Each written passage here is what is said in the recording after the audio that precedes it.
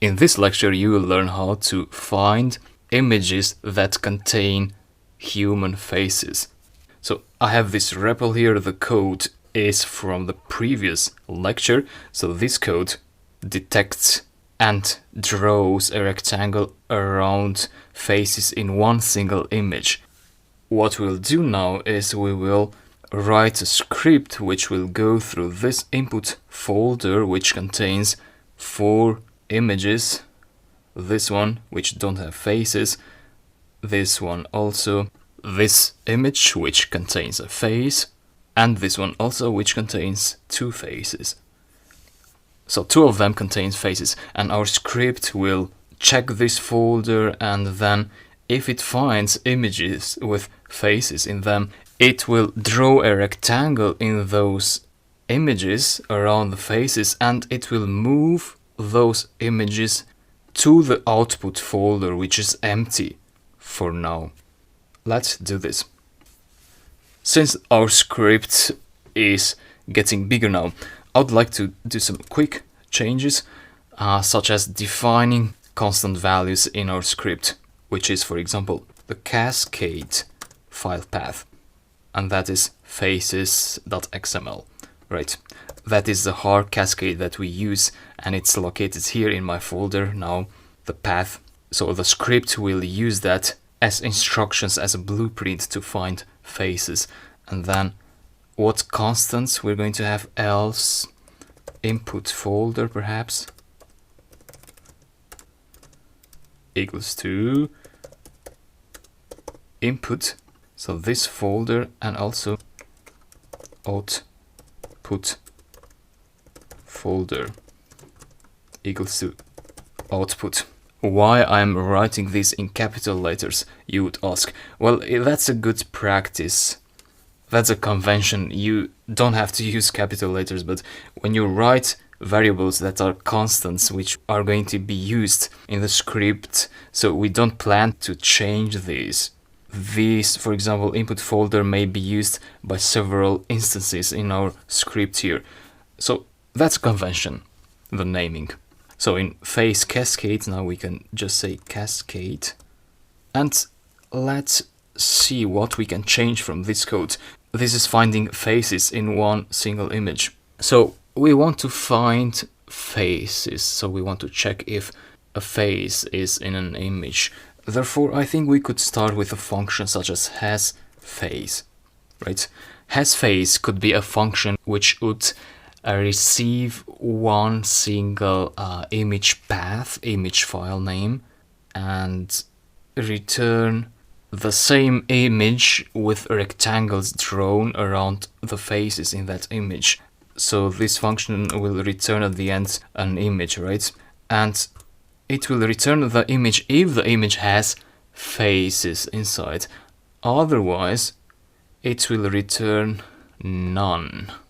So then, down here then, ignore these for now.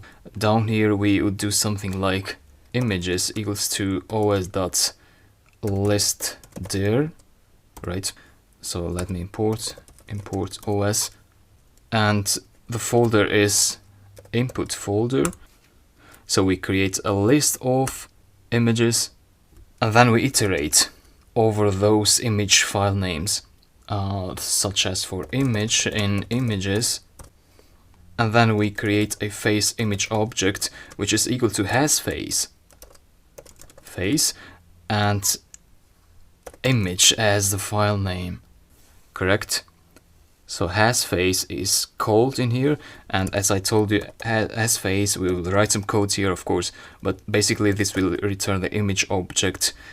And so we grab that image object in here, but sometimes that image object will be just a none value, right? So if there's no faces, we will return none. Therefore, we can check something like if face image is not none, the none special object, then we write that image object into a file inside output folder / image. So image is the file name, therefore we're going to say write that image in output slash the image name, such as, for example, air would not be written there because it doesn't have faces, but garden.jpg. That's the structure more or less. Now what's left to do is just implement this function algorithm.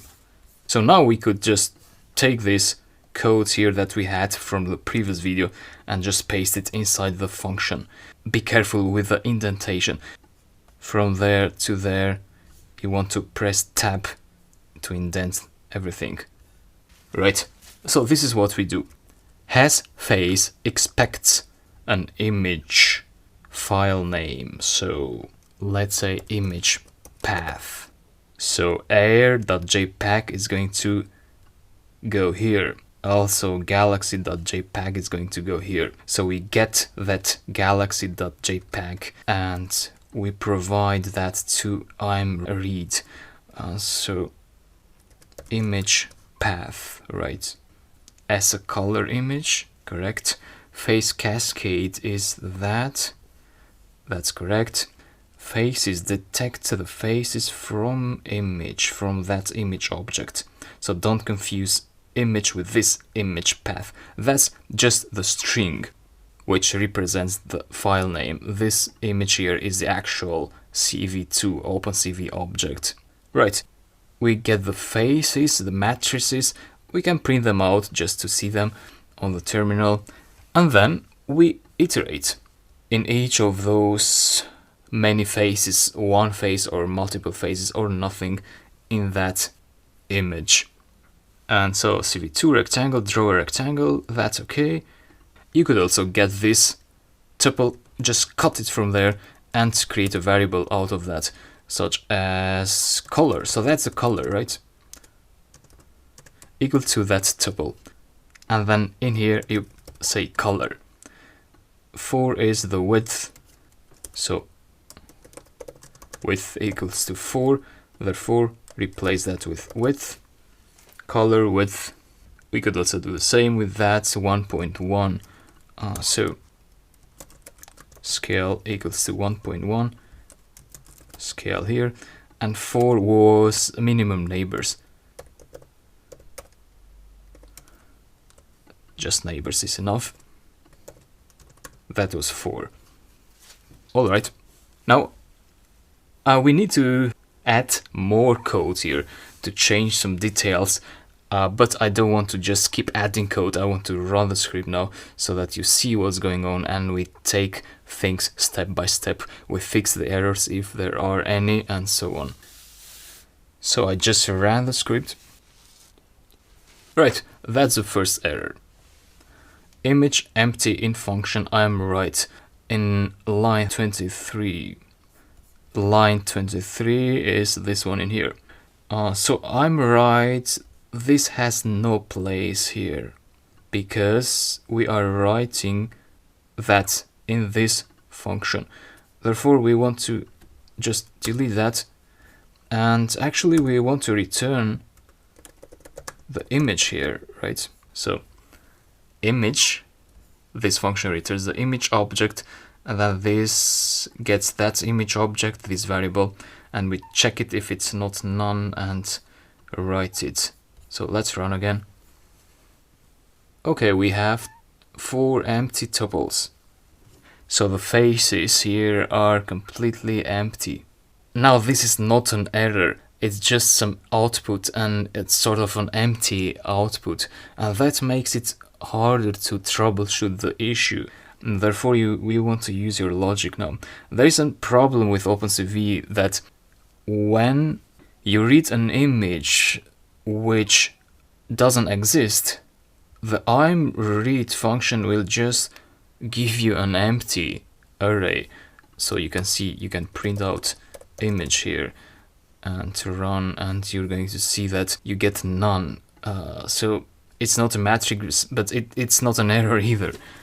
So that means we're not reading any images here, because you see that face image has face is just getting an image file name, and this image file name is just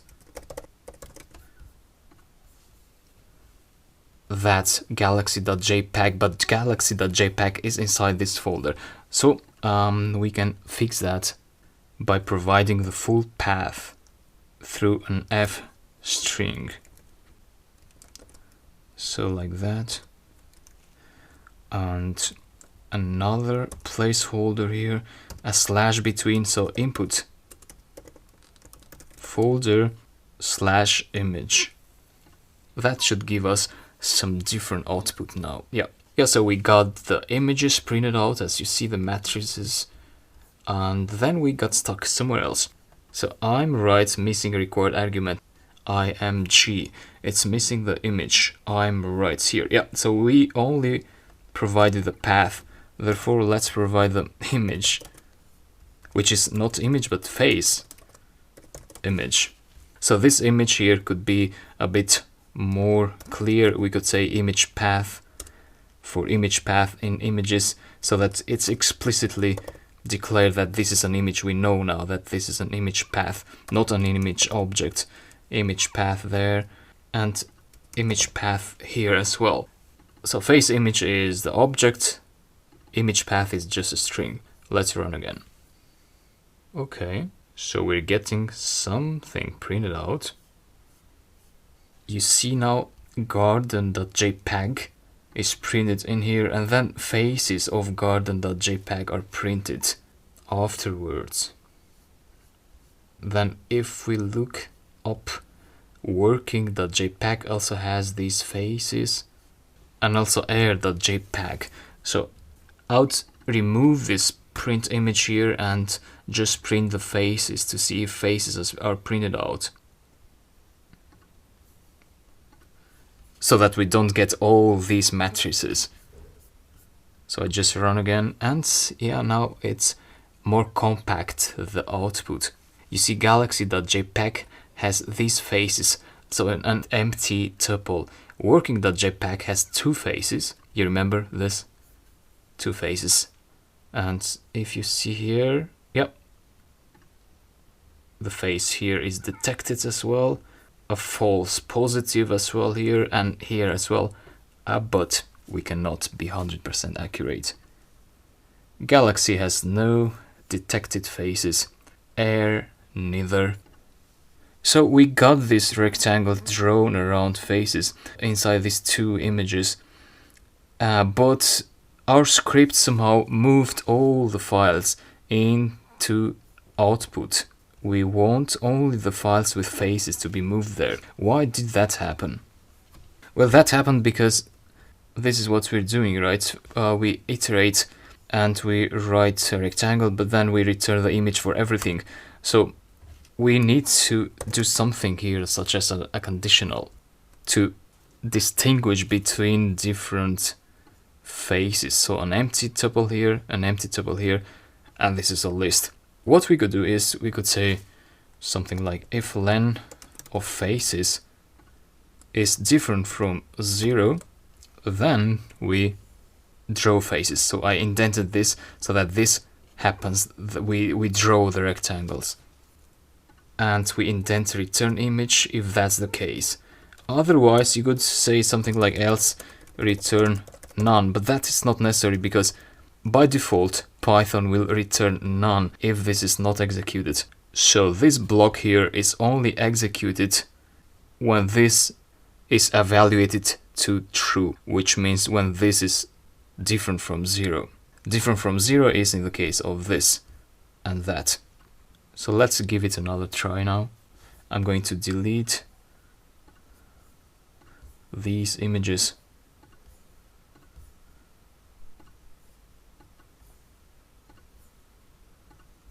From output and run. Alright, my terminal is not displaying very well the output. Yeah, now it's here.